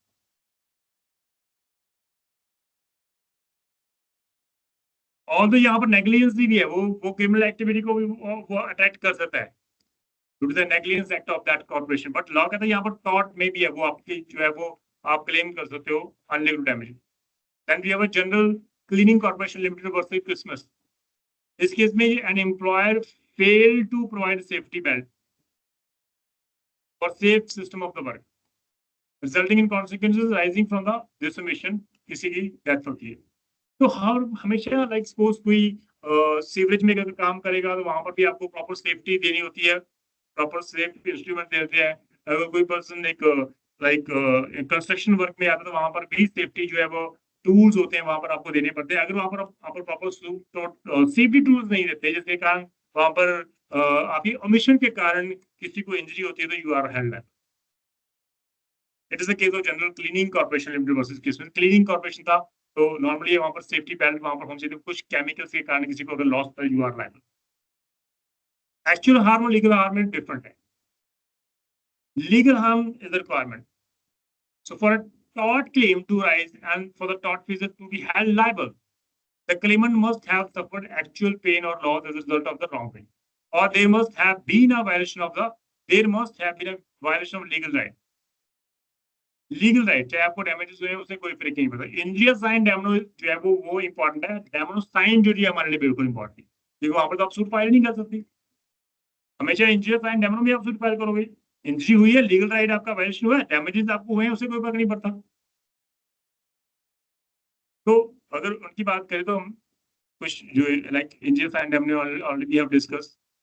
कि आपको आपका लीगल रेमेडी जो है वो लाइक वहां पर आपका राइट है, अगर लीगल राइट आपका अफेक्ट हुआ है, वायलेट हुआ है, इन्फ्रिंज हुआ है, तो डैमेजेस हुए हैं उसे कोई इफेक्ट नहीं पड़ता, आप क्लेम कर सकते हैं। हैश बाय वर्सेस वाइट के रिगार्डिंग हमने डिस्कस किया था, यहाँ पर प्लेंटिफ को प्रिवेंट किया गया था, आप वोट नहीं डाल सकते। एक मिस्टर वाइट कांस्टेबल था, तो इसलिए वहां पर लॉ कहता है कि this rule is based always on a maxim टू बी जस्ट रेबिडियम। It always means that where there is a right, there will be a remedy. जहां पर आपका राइट है वहां पर रेमेडी होनी चाहिए, क्योंकि वहां पर अगर उस राइट को कोई वायलेट कर रहा है तो रेमेडी तो आपको वहां पर होनी चाहिए। अगर सपोज लीगल राइट है इन्फ्रिंज हो गया, आपको कोई रेमेडी नहीं है लॉ में, तो how could you claim compensation? So ओबीजेसी रेमेडीज जो है वो बहुत इंपॉर्टेंट कंसेप्ट है, जो हमेशा इंजरीज एंड डैमेजों के साथ साथ चलता रहता है। लॉ कहता है कि आपका लीगल राइट वायलेट होना चाहिए, means where there is a right, there is a remedy. How if there is a violation of that legal right? अगर उस राइट को वायलेट करेगा जो आपका लीगल राइट है, with is right, where is right, there is a remedy only when अगर उस right को कोई इन्फ्रिंज करता है, not otherwise. That is Ash White versus White. यहाँ पर आपको मिस्टर वाइट जो था the constable, he prevented the plaintiff Mr. Ashby, that is the reason Ashby versus state का नाम है, sir versus state versus white, sorry Ashby ने white के ऊपर कांस्टेबल को सूट फाइल कर दिया था कि आपने मुझे प्रिवेंट किया है, मैंने वोट डालनी थी, आपने डाली नहीं थी, इसलिए वो था। तो plaintiff was a qualified voter in a parliament election. The defendant, a returning officer, wrongfully refused to accept the plaintiff vote, although the plaintiff suffered no damages, क्योंकि जिस पार्टी उसने वोट दिया था वो ऑलरेडी जीत चुकी है। It was concluded कि damage is not limited to pecuniary loss or as injury implies damages. Therefore, when a person's rights are hindered, infringed, they are entitled to the remedy. इसलिए यहाँ पर जो वर्ड है, where there is a right, there is a remedy, this is an important. Ashby versus White में इसको define किया था।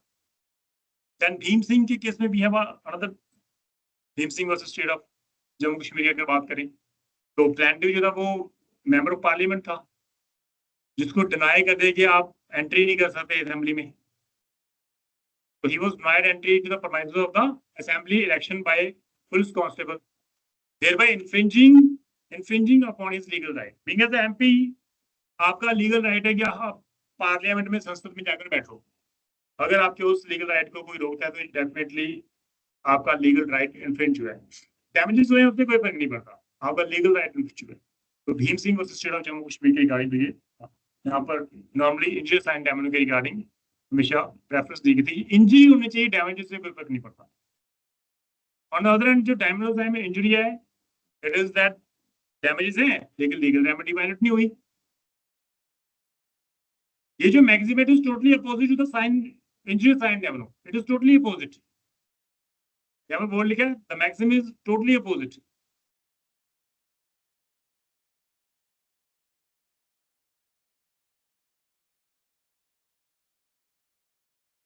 It refers to damages without injury. अगर आपको इंजरी नहीं है, डैमेजेस जितने मर्जी हो, उससे कोई फर्क नहीं पड़ता।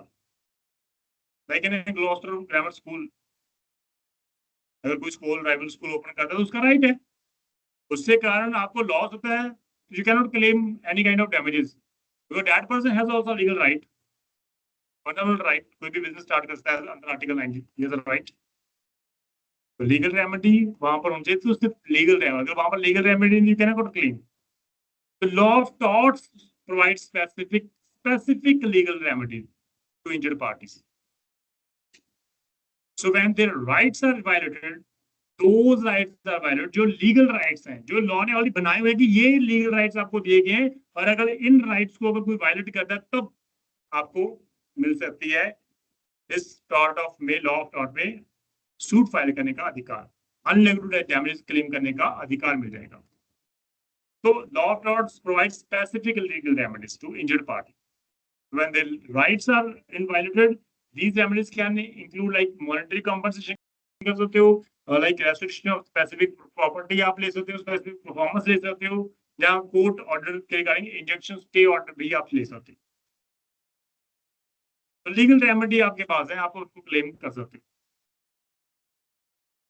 यहाँ पर अगर किसी को डाउट हो तो प्लीज पूछ लो। Then the most important concept हम लोग डिस्कस करेंगे, पीजन होल थ्योरी। यहाँ पर तो जनरल था, कोई ज्यादा वो नहीं है ऑफ थॉट।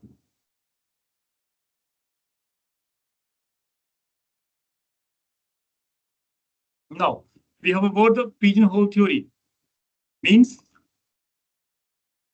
यहाँ पर सैलमन के रिगार्डिंग डिस्कशन होगी, उसकी थ्योरी के रिगार्डिंग डिस्कशन होगी। इसलिए यहाँ पर हम लोग डिस्कस कर रहे हैं कि whether is it a law of टॉट और लॉ ऑफ टॉट्स। ये है क्या, टॉट है या टॉट्स है? पिजन, सिंपल पिजन तो आपको पता है ना क्या होता है?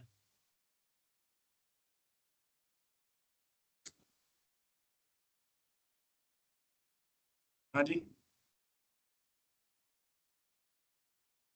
हाँ जी सर। क्या होता है? पिजन सर कबूतर को ही कहा गया है। हाँ, कबूतर को कहा गया, कबूतर को हम लोग पिजन बोलते हैं। हाँ जी। तो सैलमन कहता है पिजन होल थ्योरी, ये जो सैलमन की देन है हमारी। आपने देखा होगा कि जो पिजन है वो ओपन में कभी नहीं सोता, उसको कोई होल चाहिए रहने के लिए, एक होल चाहिए। हाँ। अगर आपके दीवार में अराउंड 6 होल्स हैं, लेकिन वहां पर आपके पास अराउंड 8 पिजन है, 8 पिजन, हाँ जी। आउट ऑफ दोज 8 पिजन में से किसको घर मिलेगा, कितने को मिलेगा? 6 को। सैलमन कहता है कि जो केस आपका, जो आप जिसको आप इंजरी बोलते हो कि आपको आपको इंजरी हुई है, अगर वो उन होल में फिट हो गई तो we call it a pigeon hole theory. अगर आपका केस उस होल में फिट हो गया तो आपके पास लीगल राइट है, आप क्लेम कर सकते हो डैमेजेस, अनलिबल डैमेज। लेकिन अगर आपका केस उन होल में फिक्स नहीं हुआ, फिट नहीं हुआ, तो you can not claim any kind of damages. This is a pigeon hole theory simple. It means उन्होंने कहा कि टॉट हमारे पास स्पेसिफाइड है, स्पेसिफाइड है ऑलरेडी, उनमें से अगर वायलेशन है तो आपके पास राइट है। तो that is the pigeon hole theory. इसलिए वहां पर क्वेश्चन जो सबसे पहले इंपॉर्टेंट ये है कि ये बहुत इंपॉर्टेंट क्वेश्चन है, नॉर्मली आता रहता है, whether is a law of टॉट और लॉ ऑफ टॉट्स, बहुत इंपॉर्टेंट। सो इसको नंबर ऑफ स्कॉलर्स के द्वारा डिस्कस किया था, नंबर ऑफ हमेशा डिस्कशन होती रहती है।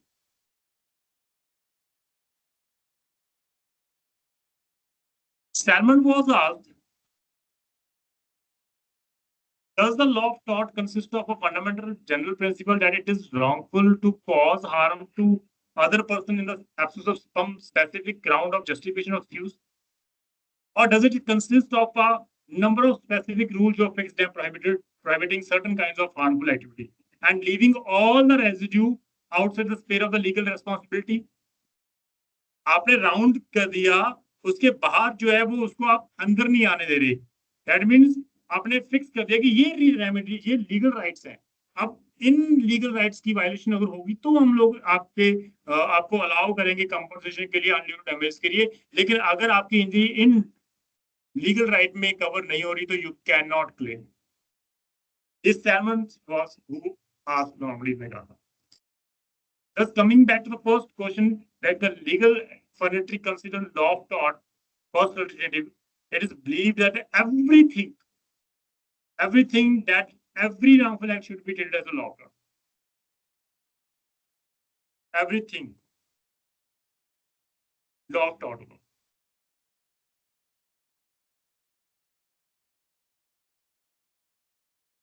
जबकि लॉ ऑफ टॉर्ट की अगर बात करें तो वहां पर फिक्स्ड है। यहाँ पर सेकंड अल्टरनेटिव कि हमारे पास ये स्पेसिफिक रॉन्ग्स हैं जो हमने डिफाइन किए हुए हैं, सर्टन स्पेसिफिक wrongful जो है हमने डिफाइन किए हुए हैं, under them beyond which liability can not rise, उसके बाहर आप रेमेडी क्लेम ही नहीं कर सकते। यही तो पिजन होल थ्योरी है। सैलमन कहता है कि हमने फिक्स कर दिए, यहाँ पर आपके पास डेफेमेशन है, ठीक है, अगर किसी की डेफेमेशन होती है आप कवर करो, नेग्लिजेंस है, न्यूसेंस है, वो लॉ ऑफ टॉर्ट है। लेकिन अगर कोई ऐसी रेमेडी जो लॉ ऑफ टॉर्ट में किसी भी चैप्टर में कवर नहीं होती तो वो तो आउट ऑफ द स्पेयर है, उसके रिगार्डिंग तो आप क्लेम कर ही नहीं सकते।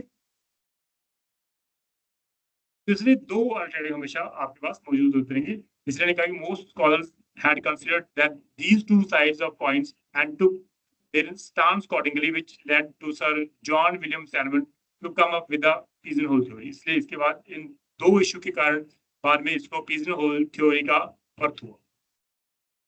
Salmon's stance on the whole idea on this particular law was clear when he chose the second alternative law of thought.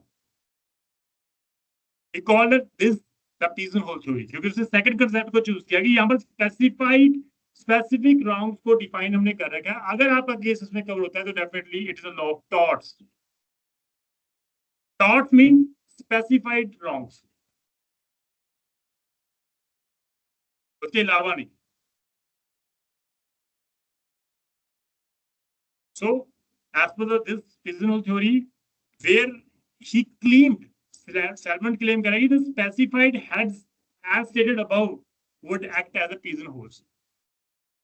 अगर आपका उस हेड में कवर करता है तो आपका केस बिल्कुल pigeonhole theory में कवर करेगा, तो you can claim the damages, otherwise you cannot claim the damages. Now, the person who has committed a wrongful act would only be liable if the victim of the said act is able to put a label to act committed. अगर आप prove कर दो कि sir ये जो act है wrongful act है of the defendant, उसका जो एक्ट है इस पिजन होल में किसी एक होल में कवर हो रहा है, जो स्पेसिफाइड हेड्स हैं उसमें कवर हो रहा है, तब आप क्लेम ले सकते।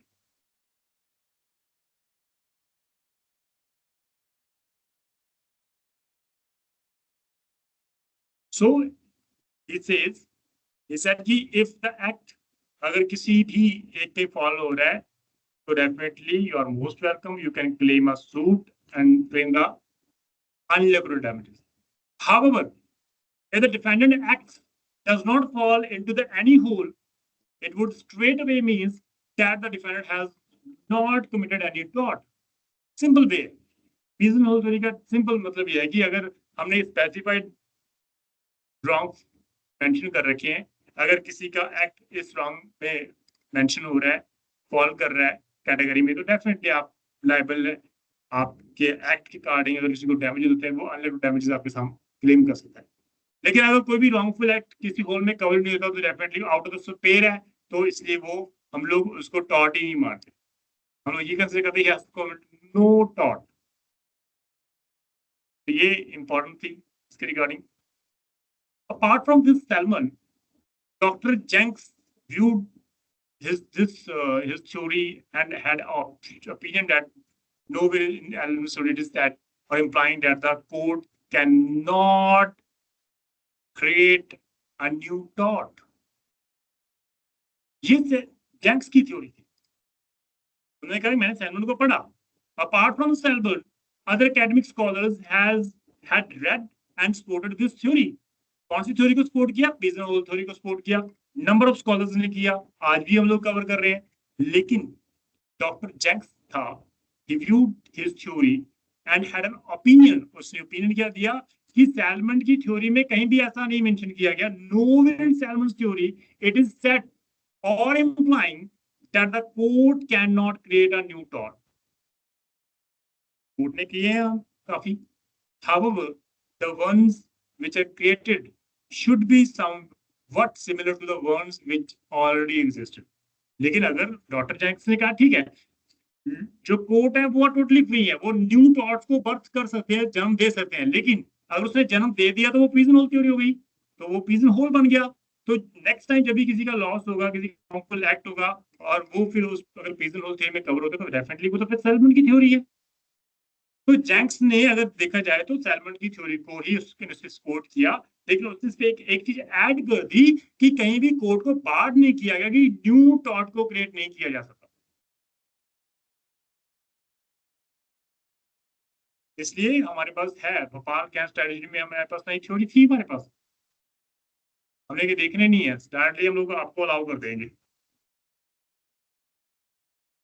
थ्योरी कोर्ट क्रिएट करती है तो कोर्ट में पावर दी गई। तो डॉक्टर जो जेंक्स था उसने सिर्फ इतनी सी बात की, कोर्ट जो है वो फ्री है to create any new torts, और अगर वो न्यू टॉर्ट क्रिएट कर रहे हैं दैट मींस उसको ऑलरेडी एग्जिस्टेड ही माना जाएगा, और फ्यूचर में अगर किसी को रॉन्गफुल एक्ट से लॉस होता है, किसी के लीगल राइट इन्फ्रिंज होते हैं, तो वो पीजन होल थ्योरी के अकॉर्डिंग ही वर्कआउट करेगा। इट मींस इनडायरेक्ट वे में जेंक्स जो है वो सैलमन को ही सपोर्ट कर रहा है। So Husserl, along with the Justin Gravel Williams, and had a similar thinking regarding the Peasant theory, and also supported the Salmon. तो वो तो बात ही खत्म हो गई। इसलिए there cannot be a definite or and a theory. Therefore, the theory invites the creation of a new thought by the courts. So as for the Danks is concerned, तो court तो नहीं birth कर सकती है। So Winful theory has also got immense amount of support of various judges. Like example in the case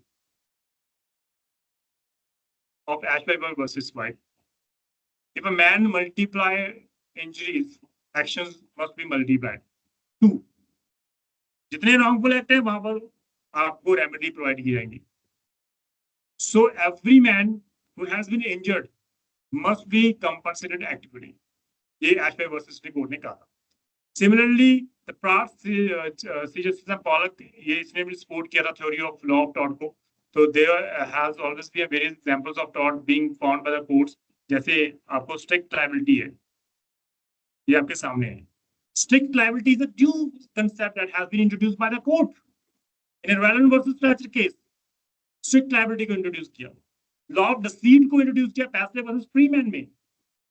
ये पहले था ही नहीं मेरे पास concept. Inducement of a breach of contract हमने किया Lonely versus Guy के केस में. Inducement to the wife to leave her husband ये हमने इंट्रोड्यूस किया विंसमोर वर्सेस ग्रीन बैंक के केस में. Law tort of intimidation Rookes versus बैनन के केस में किया. तो लॉ कहता है कि more over the above idea जो था वो डॉटर चैंग का था. had also been questioned here since the new tort which came into existence, like the strict liability negligence were not similar to the ones which had already existed. तो आपकी negligence के कारण strict liability को concept को introduce करें. तो many concept has been introduced by the court after the Peasant theory. Those new concept as per the judgments Radlin versus Fletcher के case में, Paisley versus Freeman के case, Lumley versus Gay के case में, Rooks versus Barnard के case में, तो ये नए concept इंट्रोड्यूस किए हमने जो कोर्ट के द्वारा की गए. And as per the Dr. Jenks, those are now fall under the pigeonhole theory. तो वो लास्टली हम लोग यही कहते हैं वो सैलमन की थ्योरी के अकॉर्डिंग ही वर्कआउट करेगा, क्योंकि फ्यूचर में जो भी एक्ट होगा रॉन्गफुल इन के अकॉर्डिंग तो वो पिजनहोल थ्योरी ही बन जाएगा.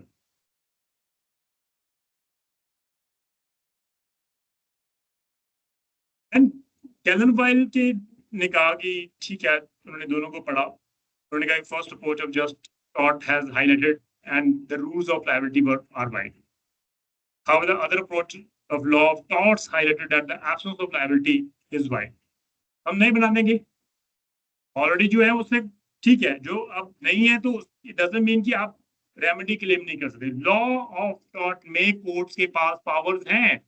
जो भी आपका एक्ट है चाहे वो किसी पिजनहोल थ्योरी में कवर नहीं भी हो रहा, नहीं हम लोग कंसेप्ट को इंट्रोड्यूस कर सकते हैं. इट मींस न्यू प्रिंसिपल्स को बर्थ दिया जाता है कोर्ट के द्वारा.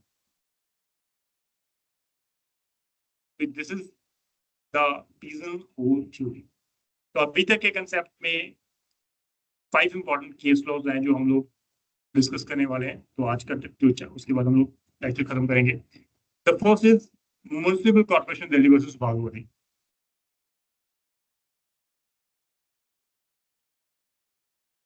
Negligence, it says negligence signifies failure to exercise a particular standard of care. Whether doer as a reasonable man should have been exercised in a particular situation or circumstances. इसको negligence को define किया गया. उन्होंने कहा कि negligence है क्या. Basically negligence is failure to exercise a particular standard of care. जो स्टैंडर्ड ऑफ केयर था एक रीजनेबल मैन के ऊपर ड्यूटी थी कि आपको प्रॉपर ये स्टैंडर्ड ऑफ केयर रखना पड़ेगा. अगर वहां पर ब्रीच हुई है तो वो नेगलिजेंस है. इस केस में क्लॉक जो टावर था, क्लॉक टावर चांदनी चौक पे था. As you have already gone through this case. Chandni Chowk Delhi में एक क्लॉक टावर था जो कोलैप्स हो गया था, जिसके कारण कई पर्सन की डेथ हुई थी. और वो जो स्ट्रक्चर था क्लॉक टावर था वो अराउंड 80 इयर्स ओल्ड था, जबकि उसकी जो नॉर्मल लाइफ थी it was around 40 to 50 years. तो इसलिए जो कॉर्पोरेशन ऑफ दिल्ली थी वो रिस्पॉन्सिबल डायरेक्ट थी, क्योंकि वो फॉर स्ट्रक्चर आपने उसको खत्म क्यों नहीं किया. दैट उसको हेल्ड रिस्पॉन्सिबल किया गया। डॉक्टर रेफ इप्सा लिक्विडेटर नया एक्ट कंसेप्ट को इंट्रोड्यूस किया, थिंग स्पीक्स फॉर इटसेल्फ। जब वो उसकी लाइफ ही 40 to 5 ईयर थी, तो आपने उसको डिमोलिश क्यों नहीं किया?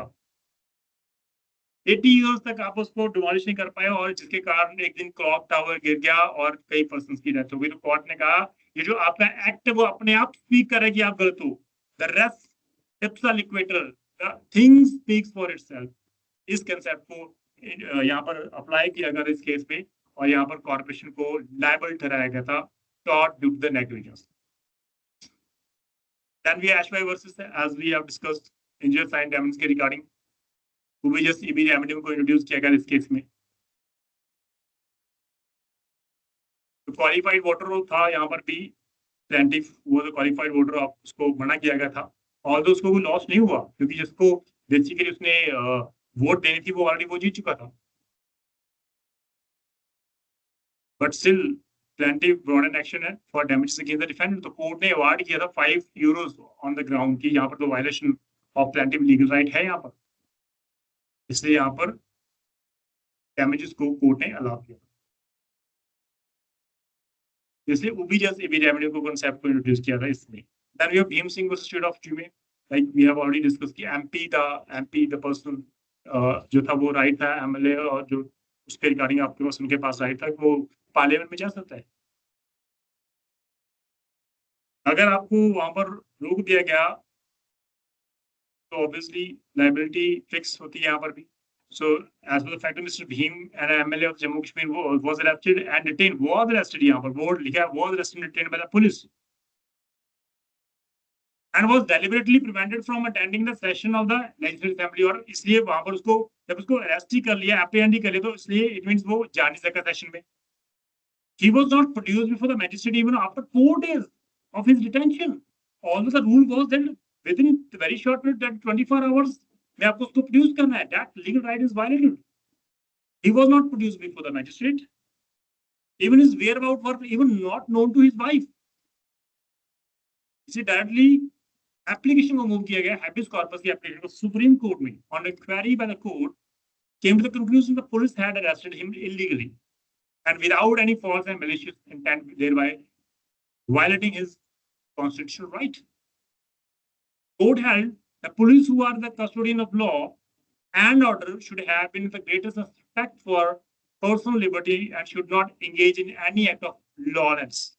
Hence, Mr. Bhim, he has been adequately compensated for violating his specific legal right as a member of the legal assembly. तो इसलिए यहाँ पर भी इसको रेमेडीज दी गई थी।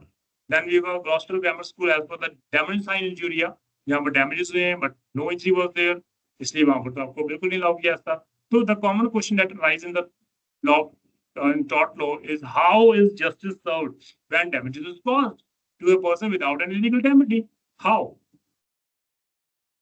इसका आंसर उन्होंने दिया ग्लॉस्टर ग्रामर स्कूल में। यहाँ पर राइवल स्कूल को ओपन किया गया था जहाँ पर प्लेंटिफ को लॉस हुआ।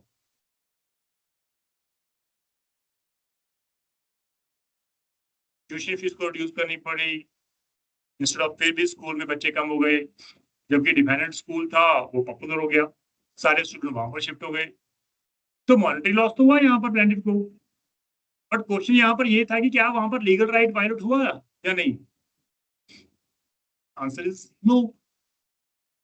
जो ऑन द अदर हैंड जो राइवल स्कूल था उसका राइट था डिफेंडेंट का स्कूल को ओपन करना एज अ राइट। कंपटीशन का जमाना, डैमेजेस इंजीनियर कोर्ट ने कहा कि जहां पर बेसिकली डैमेजेस है लेकिन वहां पर आगे इंजरी लीगल राइट वायलेट नहीं हुए, तो you can not claim any kind of. Then Mayor versus of Bradford versus Pickle का केस है, Mayor of Bradford versus Pickle. Mayor petitioner जो था यहाँ पर had water spring on his land to which water was supplied on the entire city. Adjacent to it was the defendant's land.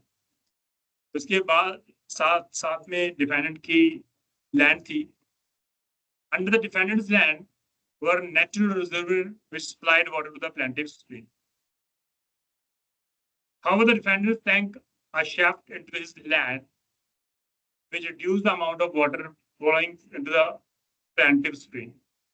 The plaintiff contended that the defendant's action was with a malicious intent and hence they were title to injunction. यहाँ पर भी इस case में क्योंकि इसमें shank में एक shaft में सुराग रहेगा ना थोड़ा, जिसके कारण वो पानी बिल्कुल टैंक से वो प्लेंटिफ के बिल्कुल उसको लॉस कर गया, तो इसकी वजह से जो प्लेंटिफ का काफी नुकसान हुआ था वहां पर, तो इसलिए कोर्ट ने कहा कि यहाँ पर डेफिनेटली डिफेंडर जो है वो लायबल है, प्लेंटिफ को कंपनसेट करेगा। तो these are the important case law जो यहाँ पर था कंसेप्ट हमारा। अगर आप चाहते तो मैं ये कंसेप्ट हम लोग कवर कर लेते हैं इंजरी साइन डाउन के रिगार्डिंग, क्योंकि उसके बाद तो फिर डिस्चार्ज और टॉट आएगा। ये हम लोग कवर कर लेते हैं इंजरी साइन डाउन के रिगार्डिंग, 10 मिनट और लाएंगे। इंजरी साइन को ऑलरेडी हमने डिस्कस किया हुआ इसके रिगार्डिंग, इंजरी साइन डाउन के रिगार्डिंग। यहाँ पर इंजरी है लेकिन डैमेजेस नहीं है, इंजरीज है लेकिन डैमेजेस नहीं है। तो injury sign damage means injury or violation of legal right without any accompanying legal damages or loss, as we have discussed earlier.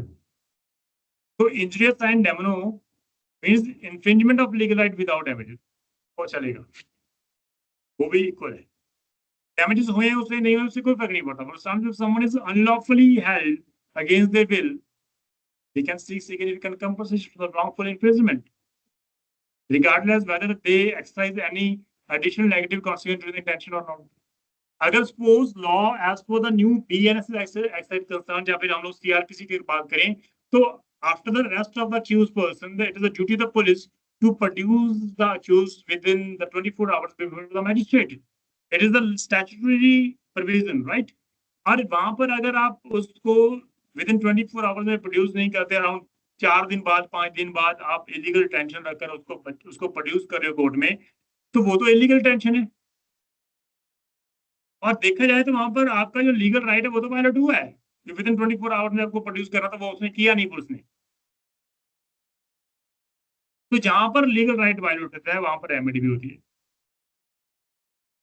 You can claim the compensation from the state, you can file a suit against the state along with that the person who is the investigating officer who failed to produce the accused before the magistrate court, आप directly suit file कर सकते हो state and investigating officer के against, infringement of legal right के regarding. Illegal damages आप claim कर सकते हो। यहाँ पर तो अनलीगल डैमेजेस नहीं क्लेम करोगे ना, ये तो आप कह नहीं सकते कि सर मेरा 10,000 का लॉस हो गया, ये तो अनलीगल डैमेजेस है। हो सके आपको अलाउ कर दी कोर्ट 5 लाख दे रही, 6 लाख दे रही, जहाँ 20,000 ही आपको दे, ये तो अनलीगल डैमेजेस है। It is all the description power of the court कि आपको कितना देगा। तो legal resources even without actual harm, law ने कहीं नहीं किया कि एक्चुअल हार्म होना चाहिए, डैमेजेस होना चाहिए। आपको सिर्फ हम ये कह रहे हैं कि वहां पर आपकी लीगल रेमेडी वायलेट होनी चाहिए, आप क्लेम कर सकते हो। स्पेसिफिक रिलीफ में आप डायरेक्टली इंजंक्शन भी फाइल कर सकते हो, स्पेसिफिक रिलीफ भी क्लेम कर सकते हो, कंपनसेशन भी ले सकते हो। तो यहाँ पर लीगल रिकोर्सेज हैं आपके पास, आप किसी को भी चूज कर लो। तो यहाँ पर तो लैंड बाय हमारे पास केस एशवे वर्सेस वाइट था हमारा, वोट डालने से और ना डालने से प्लेंटिफ को लॉस नहीं हुआ, तो ये उसकी पार्टी जीत गई। तो यहाँ पर तो डैमेजेस नहीं है लेकिन इंजरी तो है। श्याम दास वर्सेस उजागर सिंह के केस में the principle of injury and damage also applies to trespass cases as in the case of Shyan Das versus Ujagar Singh, where nominal damages are typically awarded. Thus, this principle applies when an unjustifiable intrusion on another person's property exists. बिना किसी की warrant के, बिना किसी justification या आप किसी property में एंटर कर रहे हो, उसका तो लीगल राइट वायलेट हो गया। उसका लीगल राइट इन रैम्प था, nobody can enter into his property without his consent। हालांकि वो एंटर करने से आपको कोई लॉस नहीं हुआ, डैमेजेस नहीं हुए, लेकिन राइट तो इन्फ्रिंज हो गया ना। टिपिकली अगर बात करें तो नॉर्मली डैमेजेस तो आप क्लेम कर सकते हो। श्याम दास वर्सेस जागर के केस में कोर्ट ने 1940 में नॉमिनल डैमेजेस को यहाँ पर अलाउ किया। भीम सिंह के केस में as we have already discuss कर लिया कि आर्टिकल 21 22 आपका राइट है। Within the short period of time, like जैसे ही उसको भीम सिंह को अरेस्ट किया तो as per the 22 article is concerned, he has to be produced within like 24 hours before the concerned magistrate. So that is the fundamental right for the accused Bhim Singh. On the other hand, article right 21, that is right to life and liberty, that has also been violated. यहाँ पर तो court ने 50,000 compensation उस समय दिया था जो सबसे ज्यादा मनाएगा। Then Ravi Yashwant Goira versus strict collateral. इस केस में कोर्ट ने प्रोवाइड किया valuable insights and the concept of legal right and requirement of a valid claim means legal right is a claim arising from the law. Court ने कहा कि legal right है का जो आप बात कर रहे हो claim is a claim arising from the law means representing a benefits granted to the individual. अगर आपका वहां पर लॉ की इन्फ्रिंजमेंट है तभी आपको बेनिफिट मिलेगा, अदरवाइज नहीं मिलेगा। लॉ कहता है कि अगर आप किसी एक्ट और मिशन को चैलेंज करना चाहते हो वन मस्ट सफर लीगल इंजरी, उसके बिना तो आप प्रूफ ही नहीं कर सकते, उसके बिना तो आप क्लेम ही नहीं कर सकते। हालांकि इन्होंने कहा कि नॉट ऑल हार्म्स और loss is considered wrongful under the law, क्योंकि we have a specified law और कंसेप्ट जिसको हम लोग लॉ ऑफ टॉर्ट बोलते हैं। We have specified law of torts की बात करें, लॉ ऑफ टॉर्ट्स है हमारे as per Salmond pigeonhole theory is concern, not all the laws but some specified laws जो थे हम लोग डिफाइन कर रखे हैं, ये रॉन्गफुल एक्ट को हम लोग कंसीडर करेंगे अगर यहाँ पर किसी का एक्ट इस पिजनहोल थ्योरी में कवर होता है। अदरवाइज डैमेज इंजरी है, डैमेजेस हुए हैं लेकिन injury that is not justify claim तभी करोगे जहां पर आपका लीगल राइट वायलेशन है, अदरवाइज यहाँ पर भी कोर्ट आपको बिल्कुल भी अलाउ नहीं करता। तो this is all about today's lecture जिसमें हमने लॉ ऑफ टॉर्ट्स को इंट्रोड्यूस किया, उसके रिगार्डिंग इंट्रोडक्शन की, लॉ ऑफ टॉर्ट क्या होता है, लॉ ऑफ टॉर्ट के रिगार्डिंग सैलमन की डेफिनेशन को कवर किया, पिजनहोल थ्योरी को कवर किया। सैलमन सेज कि law of tort it's not law of tort.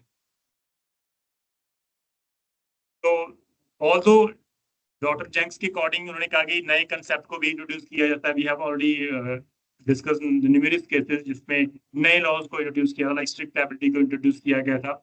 तो ऐसे कई कंसेप्ट को इंट्रोड्यूस किया गया था, कोर्ट के द्वारा उनको नया ओरिजिनेट किया गया था। तो वो कंसेप्ट को भी डॉक्टर जेंक्स ने डिफाइन किया कि एट द एंड वो पिजनहोल थ्योरी में ही कवर हो जाएंगे बाद में, ऑल्दो उन्होंने वो नए क्रिएट किए हैं, बट वो लास्ट में इन फ्यूचर जब भी किसी का वो एक्ट जो है फिंच हुआ तो वो पिजनहोल थ्योरी में कवर होगा। ऑलरेडी एग्जिस्टेड क्लेम आप उस पर कवर कर सकते हैं। We have already discussed the potential of tort, कुछ differences between the civil and the tort with the crime हमने डिस्कस किए हैं कॉज कॉन्ट्रैक्ट के रिगार्डिंग। तो दिस इज ऑल ऑफ जो आज का लेक्चर है उसके इंट्रोडक्शन के रिगार्डिंग जो मेन जो हमने किया था। कल हम लोग डिस्चार्ज ऑफ टॉर्ट का करेंगे, जहाँ पर आप अपनी जो इसमें रेमेडीज है उसको आप डिस्चार्ज कर सकते हो, आपकी कोई भी लायबिलिटी नहीं मानी जाएगी इस केस में। तो ये हम लोग कल डिस्कस करेंगे और अलॉन्ग विद दैट कुछ नए कंसेप्ट को भी हम लोग कल डिस्कस करेंगे। आज का सिर्फ इतना था लेक्चर आपका है, ठीक है जी। तो we will discuss tomorrow the discharge of tort के रिगार्डिंग। यहाँ पर अगर किसी को डाउट है तो you please ask your queries.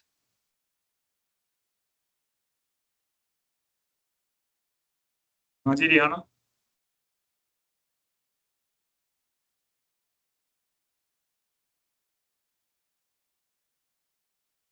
I'm audible?